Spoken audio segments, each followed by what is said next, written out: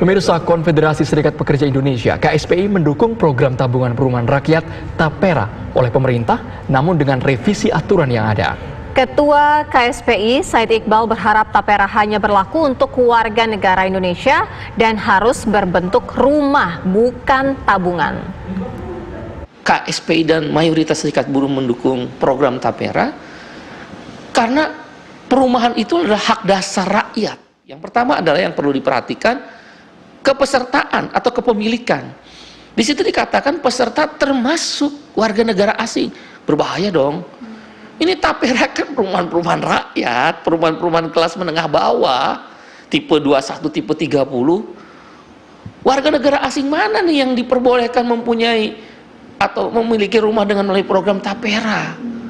Nggak masuk akal. Berarti Anda sedang mempersiapkan bahwa unskilled workers itu boleh masuk ke Indonesia.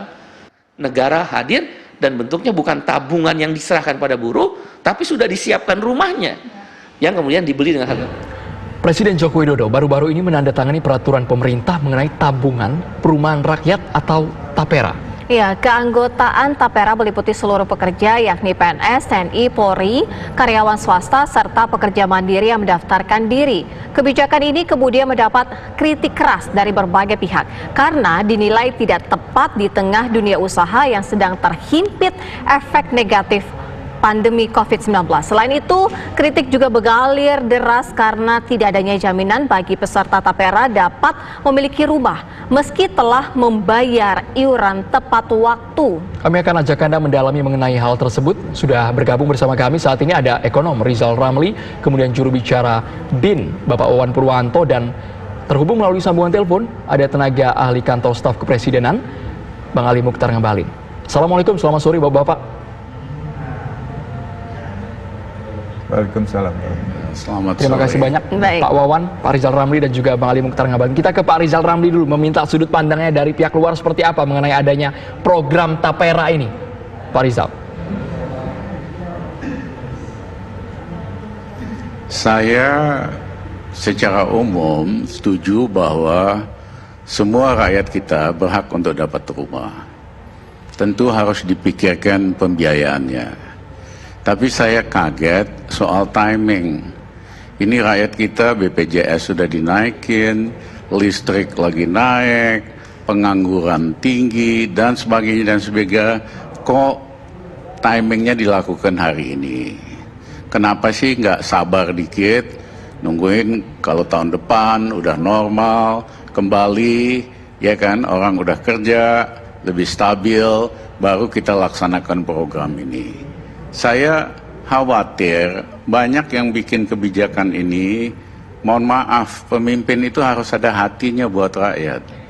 Ya, jangan main seenaknya aja. Tadi kan mau ngumpulin biaya murah, kalau caranya dengan motong gaji mah kerjaan paling gampang gitu. Ya, malak lah istilahnya, itu paling gampang gitu loh. Nah, yang kedua tidak jelas karena cukup banyak pegawai negeri dan yang sudah punya rumah, bagaimana aturannya? Apa yang udah punya rumah juga tetap harus bayar atau tidak? Dan yang ketiga, namanya tabungan, ada bunganya apa enggak? Apa enggak? Ya, jadi gini-gini soal teknis bisa dibahas. Nah, tetapi yang paling penting, rakyat kita lagi susah kok. Daya beli lagi rontok, pengangguran tinggi, BPJS udah naik, listrik naik, lain-lain naik. Lah kok tega-teganya waktunya dipotong lagi gajinya hari seperti ini. Sabar dikit lah, tunggu tahun depan kalau ekonominya udah lebih stabil. Baik. Bang Ali Mukhtar Ngabalin, menurut Bang Rizal Ramli waktunya tidak tepat karena rakyat Indonesia sedang terhimpit ekonominya akibat dari pandemi COVID-19. Halo. Iya Bang Ali. Ya, saya terima kasih ya. saya tidak bisa memantau dengan baik tadi apa yang Abang Rizal Ramli sampaikan, tapi dengan apa yang disampaikan, saya mau bilang bahwa BP Tapera ini, ya, ini adalah seperti kita ketahui kemarin, hadirnya tabungan perumahan rakyat ini kan melalui Undang-Undang Nomor 4 tahun 2016. Itu artinya kalau ini 2020 baru sudah 4 tahun. Jadi Tapera ini, ya, ini mesti disampaikan supaya bisa juga menjadi pencerahan bagi publik tanah air. Salah satu di antara upaya yang dilakukan oleh pemerintah untuk melengkapi sistem jaminan sosial nasional seperti yang diamanahkan oleh Undang-Undang Nomor 1 tahun 2011. Tentang apa? Tentu tentang perumahan kawasan pemukiman. Yang pengesahan peraturannya kemarin itu, Peraturan Pemerintah Nomor 25 tahun 2020 untuk penyelenggaraan tabungan perumahan rakyat oleh Presiden Joko Widodo. Satu hal yang perlu harus disampaikan bahwa tanggung jawab negara itu adalah memberikan satu kehidupan yang layak, termasuk diantaranya adalah bagaimana setiap warga negara punya hak untuk mendapatkan kehidupan yang baik dengan wujud yang paling nyata itu adalah memiliki rumah kediaman yang menurut ketentuan Undang-Undang Dasar 1945 itu adalah tanggung jawab negara. Itu sebabnya kenapa Tapera ini mengkedepankan dua asas. Yang pertama itu adalah asas manfaat dan yang kedua adalah gotong royong. Saya mau bilang bahwa tidak semua orang sekali lagi bisa mendapatkan kehidupan yang layak dengan memiliki rumah. Jadi mari kita lihat dalam dua aspek. Aspek yang pertama itu adalah ada tanggung jawab negara, dalam hal ini adalah pemerintah hadir untuk menyediakan. Bahwa soal momentum, saya mau katakan bahwa ini justru tempat di mana berkahnya. Ramadan kemarin keluar ini PP 25 ini. Baik. Itu supaya jangan sampai nanti publik juga mendapatkan satu informasi yang bisa menyesatkan masyarakat Indonesia. Makanya skema yang dibangun itu adalah skema kontra investasi kolektif. Untuk bisa ada tanggung jawab orang yang berada juga bersama-sama dalam punya tanggung jawab dalam kontra investasi kolektif untuk bisa menyediakan, ya, melalui pemerintah, kemudian BP. BP ini sampai dengan 2001 dalam 2 tahun ini adalah diberikan kewenangan oleh undang-undang, oleh peraturan untuk bisa menyediakan yang mantap. Kemudian 2001 baru mulai kerja mainnya. Bang Ali Mukhtar Ngabalin, tadi Abang mengatakan bahwa secara konkret akan mendapatkan menghimpun dana dan kemudian dijadikan rumah. Namun, saya tidak dengar dengan baik suaranya. Baik, Bang Ali Mukhtar Ngabalin, menyambung tadi pertanyaan Bang Rizal Ramli, bagaimana posisinya agar ini tidak membebani? Karena kan sudah banyak potongan nih Bang, BPJS, iuran jaminan hari tua, iuran pensiun, ditambah Tapera lagi Bang. Apakah ini wajib untuk semua pekerja, meskipun pekerja tersebut sudah punya rumah? Ya, jadi begini, kalau menyangkut pekerja yang sudah punya rumah, itulah yang disebut dengan kontra investasi kolektif. Kan itu nanti kan by name, by address, kemudian berdasarkan data yang diisi. Jadi, semua orang yang saya umpama sekarang punya rumah, tapi oleh ketentuan undang-undang, kemudian atas kesadaran dan tanggung jawab, dana-dana yang saya miliki juga orang lain miliki, kemudian dana ini melalui BP Tapera, tabungan perumahan rakyat, kita punya tanggung jawab sosial. Lihat itu di Pancasila sila ketiga dan sila kelima, keadilan sosial bagi seluruh rakyat Indonesia. Yang kita lakukan ini, yang sedang disiapkan oleh pemerintah, oleh BP Tapera ini, tidak akan mungkin bisa berjalan kalau kita tidak punya satu kesepahaman yang kami selalu sebut dengan sila ketiga, persatuan Indonesia, membangun satu saya kasih gambaran dulu, punya satu pikiran yang sama, untuk punya tanggung jawab yang sama dalam melihat langkah-langkah dan kerja-kerja. Makanya tadi saya bilang, dua hal yang dilakukan dalam asas yang pertama adalah asas manfaatnya, dan yang kedua adalah menyangkut gotong royong. Nah, skema yang dibangun... Manfaatnya artinya setiap pekerja yang membayarkan iuran dapat rumah secara konkret? Iya, bagi mereka yang menjadi peserta. Yang itu diatur dalam ketentuan undang-undang dan peraturan pemerintah nomor 25. Tapi posisi regulasinya Bang Ali Mukhtar Ngabalin ini butuh penegasan. Apakah ini diwajibkan ke semua pekerja, baik itu PNS maupun pekerja swasta dengan potongan kalau di total itu sekitar 3,3% lah? Program awal yang dibangun sekarang itu adalah ASN, Aparatur Sipil Negara. Dia berjalan dalam 2 sampai dengan 3 tahun, Aparatur Sipil Negara dan TNI Polri. Kemudian nanti, halo? Iya, Bang Ali. Halo? Iya, Bang Ali, halo? Silakan. Halo? Dilanjutkan Bang Ali Mukhtar. Oke.